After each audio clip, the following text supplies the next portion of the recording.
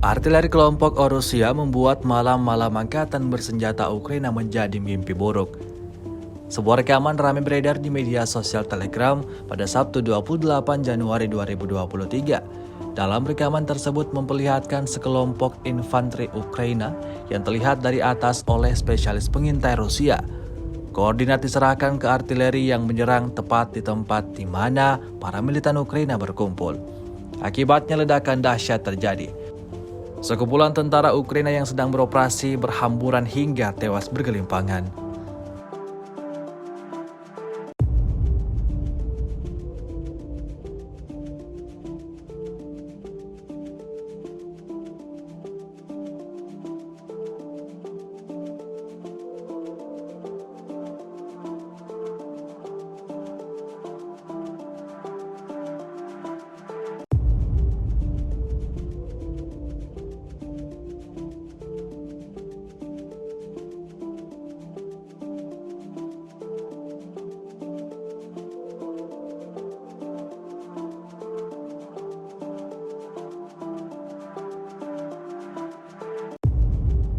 Rusia melaporkan secara total 380 pesawat Ukraina, 204 helikopter, 2.967 kendaraan udara tak berawak, 402 sistem rudal anti pesawat dieliminir sejak awal operasi khusus.